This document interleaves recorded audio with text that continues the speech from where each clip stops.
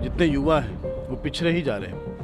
उनके पास रोज़गार तो है नहीं, रोज़गार सरकार दे नहीं रही, उल्टा जो रोज़गार था वो छीन लिया जा रहा है। लेकिन उसके बाद उन्होंने ये समझ लिया कि हाँ, जो हमने कर लिया, आगे हम कुछ काम नहीं करें तो भी हमारा चलता रहेगा, क्योंकि उनको ऐसा लग रहा था कि हमारे पास यहाँ पे बिहार में कोई ऑप्शन नहीं है उनके अलावा। नीतीश कुमार जी के बयान पे मैं कुछ बोलना नहीं चाहूँगा, क्योंकि वो एक हास्यास्पद चीज़ है। उनके कोई किसी बयानबाजी पे अगर कुछ बात करते हैं तो वो खुद भी मूर्खता की वाली बात होती है। नमस्कार, मेरा नाम रितेश है। इस वक्त आप न्यूज़ बात वस्त देख रहे हैं। वर्ष 2020 का चुनावी साल है और बिहार एक ऐसा पहला राज्य है जो कि कोरोना काल में यहाँ चुनाव हो रहे हैं। पहले 2 चरण का मतदान जो है ये समाप्त हो चुका है। बात हम कर ले तीसरे चरण के मतदान की, तो इस वक्त हमारा काफिला आ पहुंचा है पूर्णिया, और पूर्णिया में हम बात कर ले मिहिर आनंद की, जो कि यहाँ पे जनता पार्टी के उम्मीदवार हैं और काफ़ी नवयुवक हैं और इनका जो एजेंडा है वो नवयुवकों के लिए है। इनसे जानने की कोशिश करते हैं कि जिस एजेंडे के तहत ये उतरे हैं। मैं आपको पहले बता दूं कि ये एक बिजनेसमैन भी हैं, लेकिन क्या कुछ इन्हें सूझा कि ये राजनीति में आना चाहें और क्या कुछ रोजगार लाना चाहते हैं, उज्जवल भविष्य तय करना चाहते हैं यहाँ के युवाओं का। चलिए इनसे पहले बात करते हैं। तो सर, हमारा इस चुनावी अखाड़े में आपका स्वागत है। और सर, इतने कम उम्र में राजनीति को करने की आपने कोशिश की, अपना तय किया कि बिजनेस के अलावा भी मुझे राजनीति में आनी चाहिए। क्या लगता है सर कि कहीं ना कहीं युवाओं का जो है भविष्य जो है आपको अंधकार दिख रहा था, जिसकी वजह से आप इसमें कूदे, या फिर बिहार का और भारत का आप एक अच्छा बेहतर भविष्य तय करना चाहते थे, जिसको लेकर के आप ये सर आपने इसको चुना? पहले सभी को मैं नमस्कार करना चाहूँगा, सलाम करना चाहूँगा। बिहार ही नहीं, पूरे भारत की स्थिति ये हो रखी है कि जितने युवा हैं वो पिछड़े ही जा रहे हैं। उनके पास रोज़गार तो है नहीं, रोज़गार सरकार दे नहीं रही, उल्टा जो रोज़गार था वो छीन लिया जा रहा है। और छीनते छीनते इस कदर आ गया है कि बिहार में नीतीश जी ने जो शराबबंदी की तो युवा तस्करी में घुस गए। वही तस्करी को देखते हुए और बेरोजगारी को देखते हुए, क्योंकि युवा पीढ़ी बर्बाद हो रही है इन सब चीज़ों में, तो आगे आया मैं भी बिजनेसमैन हूँ। और जब हमने यहाँ बिहार में फैक्ट्री डालनी चाहिए पूर्णिया में, तो बहुत सारी मुश्किलों का सामना करना पड़ा हमें। नगर निगम में हमारा काम चल रहा था, वहाँ भी बहुत सारी दिक्कतें हैं, बिना घूस के बिना पीसी के कुछ काम नहीं होता है। लेकिन सर, नीतीश कुमार तो जीरो टॉलरेंस की बात करते हैं। ये बस कहने की बात। अगर सच्चाई ये होती तो अफसरशाही होती ही नहीं। अफसरशाही इस कदर बढ़ चुकी है कि बिना आप पीयून से लेके उन तक भी हर कमीशन पहुंचता है, पीसी पहुंचता है। इसके बावजूद भी सर 5 साल पुनः मांग रहे हैं नीतीश कुमार।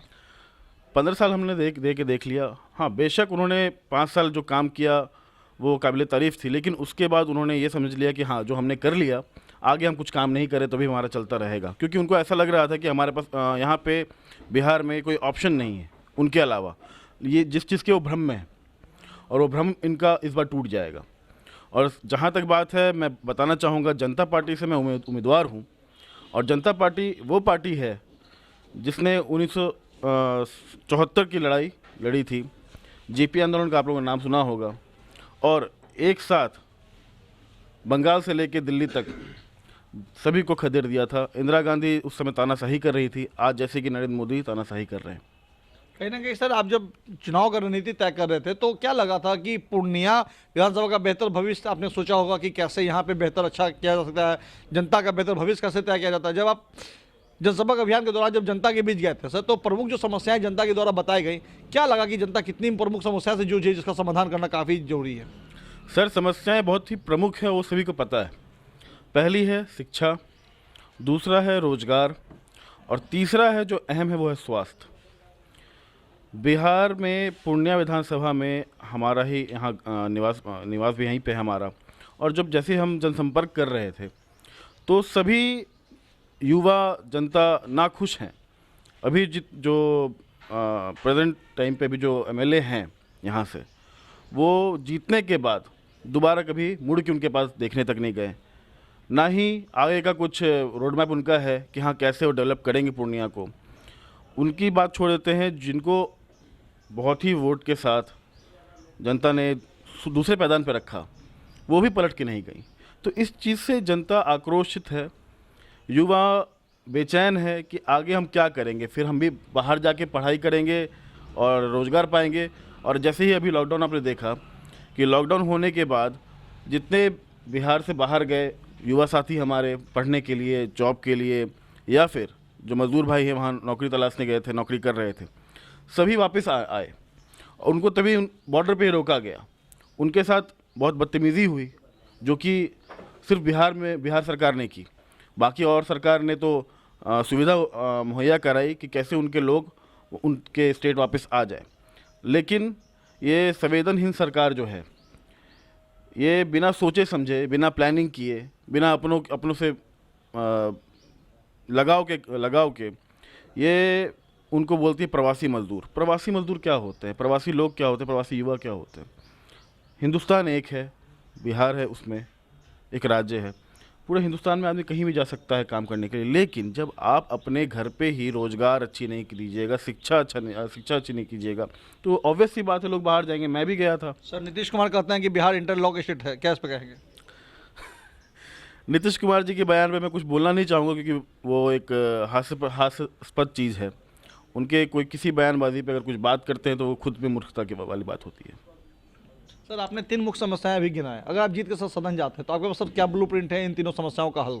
जी, हमारे पास ब्लूप्रिंट तैयार है, शिक्षा को लेके, रोज़गार को लेके और स्वास्थ्य को लेके, कि हम हर पंचायत स्तर पे कैसे काम करेंगे, हम यहाँ डेवलपमेंट कैसे करेंगे, आईटी पार्क यहाँ पे लाएंगे, कंपनीज जो बड़ी बड़ी कंपनीज़ हैं उनको यहाँ इनवाइट करेंगे, और साथ ही साथ बड़ी जो इंडस्ट्रीज़ हैं जो बंद पड़ी हैं उसको प्रयास करेंगे दोबारा चालू कराने का।